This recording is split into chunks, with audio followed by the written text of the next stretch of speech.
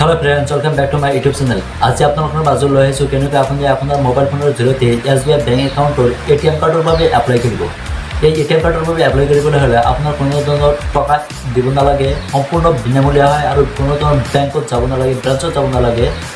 Just আপুনি আপোনাৰ mobile ফোনৰ জৰিয়তে এপ্লাই কৰক আৰু বাই পোষ্টত আপোনাৰ ATM কাৰ্ডখন আহি যাব। মই এপ্লাই কৰিছিলোঁ, মোৰ ওচৰ পোষ্ট অফিচত ATM কাৰ্ডখন আহি গৈছে। আপনি এপ্লাই কৰিলে আপোনাৰ ATM কেনেকৈ এপ্লাই কৰিব সম্পূৰ্ণ প্ৰচেছ ষ্টেপ বাই ষ্টেপ দেখুওৱা হৈছে। তেন্তে ভিডিঅ'টো প্ৰথমৰ পৰা স্কিপ নকৰাকৈ চাই থাকক। আৰু যদি আপোনাৰ SBI বেংক একাউণ্ট নাই তেনেহ'লে এইটো ভিডিঅ'ৰ ডেছক্ৰিপশ্যন বক্সত লিংকটো দিয়া আছে, নাইবা আই বাটনত ক্লিক কৰি আপুনি সেই ভিডিঅ'টো চাওক, নহ'লে এইটো ভিডিঅ' আপুনি একো বুজি নাপাব। একেবাৰে সম্পূৰ্ণ ষ্টেপ বাই ষ্টেপ ভিডিঅ' দিয়া আছে। তেন্তে তাত ক্লিক কৰি আপোনাৰ SBI বেংক একাউণ্ট কেনেকৈ খোলে চাই থাকক। আৰু যদি SBI বেংক একাউণ্ট আছে তেনেহ'লে এইটো ভিডিঅ' দেখক যে কেনেকৈ ATM কাৰ্ডৰ বাবে এপ্লাই কৰে। যদি আপোনালোকে এইটো চেনেল নতুন হৈ থাকে তেনেহ'লে চেনেলটো ছাবস্ক্ৰাইব কৰিব আৰু কাষত বেল আইকনটো প্ৰেছ কৰিব, এনেধৰণৰ নতুন নতুন ভিডিঅ'বিলাক নিশ্চয় পাই থাকিবলৈ। তেন্তে বলক আজিৰ ভিডিঅ'টো ষ্টাৰ্ট কৰোঁ। প্ৰথমতে আপোনাৰ মোবাইলত গুগল বা ক্ৰোম ব্ৰাউজাৰটো অ'পেন কৰি ল'ব। অ'পেন কৰি লোৱাৰ পিছত ইয়াতে চাৰ্চ কৰি দিব SBI, এইটো আপুনি চাৰ্চ কৰিব। সাৰ্চ কৰাৰ পিছত এনে এখন পেজ আহি যাব। প্ৰথমতে আহিছে ষ্টেট বেংক অফ ইণ্ডিয়া, ইয়াতে আপুনি ক্লিক কৰিব। প্ৰথমৰ লিংকটো ক্লিক কৰাৰ লগে লগে এনে এখন পেজ আহি গৈছে। অলপ স্ক্ৰল ডাউন কৰিব, ইয়াতে দেখিব পাৰ্চনেল বেংকিং, তলত লিখা আছে লগইনত ক্লিক কৰিব। ক্লিক কৰাৰ লগে লগে এতিয়া আকৌ কণ্টিনিউ টু লগইন, ইয়াতে আপোনাৰ ক্লিক কৰিব লাগিব। ক্লিক কৰাৰ লগে লগে এইটো তেতিয়াহে অ'পেন কৰিব পাৰিব যেতিয়া আপোনাৰ SBI নেট বেংকিং নাইবা ইণ্টাৰনেট বেংকিং। আপোনালোকৰ যদি ইউজাৰ নেম আৰু পাছৱৰ্ড নাথাকে তেনেহ'লে আপোনালোকে কমেণ্ট কৰি জনাই দিব। মই আন এটা ভিডিঅ' বনাই দিম যে SBI নেট বেংকিং কেনেকৈ কৰিব লাগে, মই আন এটা ভিডিঅ' বনাই দিম। এতিয়া কেনেকৈ এপ্লাই কৰে সেইটো চাই লওক, আগতে চাই লওক। এতিয়া প্ৰথমতে ইউজাৰ নেম আৰু পাছৱৰ্ড দি দিব, তাৰপিছত কেপচাৰটো দিব। দিয়াৰ পিছত লগইনত ক্লিক কৰিব। ক্লিক কৰাৰ লগে লগে আন এখন পেজ আহি যাব। ইয়াতে আপোনাৰ ৰেজিষ্টাৰ মোবাইল নম্বৰত এটা OTP যাব। সেই OTPখন ইয়াতে ইণ্টাৰ কৰি দিব, কপি কৰি ইয়াতে পেষ্ট কৰি দিব। পেষ্ট কৰাৰ পিছত ছাবমিটত ক্লিক কৰিব।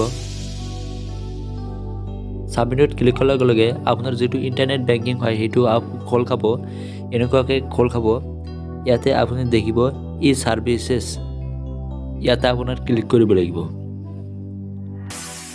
ই ছাৰ্ভিচত ক্লিক কৰাৰ লগে লগে স্ক্ৰল ডাউন কৰিব, ইয়াতে দেখিব ATM কাৰ্ড ছাৰ্ভিচেছ, ইয়াতে আপুনি ক্লিক কৰিব লাগিব। ইয়াতে ক্লিক কৰাৰ লগে লগে অলপ স্ক্ৰল ডাউন কৰিব, ৰিকুৱেষ্ট ট্ৰাক ডেবিট কাৰ্ড, ইয়াতে আপুনি ক্লিক কৰিব। ফাৰ্ষ্টতে 3 নম্বৰত যিটো আছে ৰিকুৱেষ্ট ডেবিট কাৰ্ড, ইয়াতে আপুনি ক্লিক কৰিব। ক্লিক কৰাৰ লগে লগে ইয়াতে আপোনাৰ একাউণ্ট নম্বৰটো ইয়াতে ছিলেক্ট কৰিব লাগিব, তলতো ছিলেক্ট কৰিব লাগিব। এই দুটা ছিলেক্ট কৰাৰ লগে লগে তাৰপিছত কাৰ্ড কেটাগৰী আপুনি ডেবিট কাৰ্ডত ছিলেক্ট কৰিব। ডেবিট কাৰ্ডত ছিলেক্ট কৰাৰ পিছত নেম অন দ্য কাৰ্ড, ইয়াতে আপোনাৰ কাৰ্ডখনৰ ওপৰত যিটো নেম দিব বিচাৰে আপোনাৰ ইচ্ছামতে ইয়াতে নেম লিখি দিব, তেনেকৈ আপোনাৰ কাৰ্ডখনত আহি যাব। তাৰপিছত আই একচেপ্টেড দ্য, ইয়াতে টিক মাৰ্কটো দি দিব। তাৰপিছত এতিয়া আপুনি কাৰ্ডখনৰ টাইপ ছিলেক্ট কৰিব লাগিব। আপোনাৰ ইচ্ছামতে আপুনি যিটো দিব বিচাৰে সেইটোৱে আপুনি ছিলেক্ট কৰিব পাৰে, আপোনাৰ নিজৰ ইচ্ছামতে। এইটো মই ৰুপেটো ছিলেক্ট কৰিছোঁ। SBI গ্ল'বেল NCMC কাৰ্ড এইটো আপুনি মই ছিলেক্ট কৰিছোঁ। তাৰপিছত ছাবমিটত ক্লিক কৰাৰ লগে লগে ক্লিক কৰিছোঁ, খোল খাইছে। ইয়াতে আপুনি দেখিব ৰেজিষ্টাৰ্ড এড্ৰেছ, ইয়াতে আপোনাক ক্লিক কৰিব লাগিব। ক্লিক কৰাৰ পিছত পাৰ্মানেণ্ট এড্ৰেছ আছে আৰু টেম্পৰেৰী এড্ৰেছ আছে, ইয়াতে আপুনি নিজৰ ইচ্ছামতে ছিলেক্ট কৰিব পাৰে। মই পাৰ্মানেণ্ট এড্ৰেছতে ৰাখি দিছোঁ। তাৰপিছত ছাবমিটত ক্লিক কৰিছোঁ।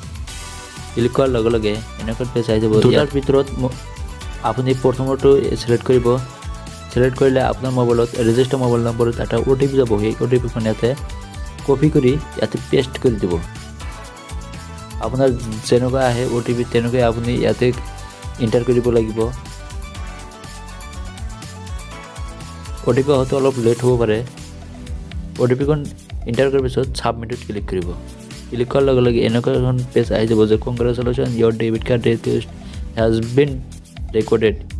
ইয়াতে লিখিছে ডেবিট কাৰ্ড উইথিন 7 পৰা 8 ৱৰ্কিং ডেজৰ ভিতৰত আপোনাৰ ৰেজিষ্টাৰ্ড এড্ৰেছত পাই যাব বুলি লিখা হৈছে। কিন্তু আপোনাৰ হাতৰ পৰা 8 দিনৰ ভিতৰত কাৰ্ডখন নাপাব পাৰে, অলপ লেট হ'ব পাৰে, কিন্তু আপুনি হতাশ নহ'ব, আপুনি কাৰ্ডখন পাই যাব, কোনো টেনশ্যন নাই। এনেকৈ আপুনি আপোনাৰ মোবাইলৰ জৰিয়তে ATM কাৰ্ডৰ বাবে এপ্লাই কৰিব পাৰিব। আৰু যদি SBI ইণ্টাৰনেট বেংকিঙৰ ভিডিঅ' লাগে তেনেহ'লে আপোনালোকে কমেণ্ট কৰি জনাই দিব, মই আন এটা ভিডিঅ' বনাই দিম আপোনালোকৰ বাবে।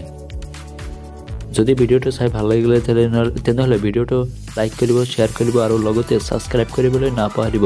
আজিলৈ ইমানেই, থেংক ইউ।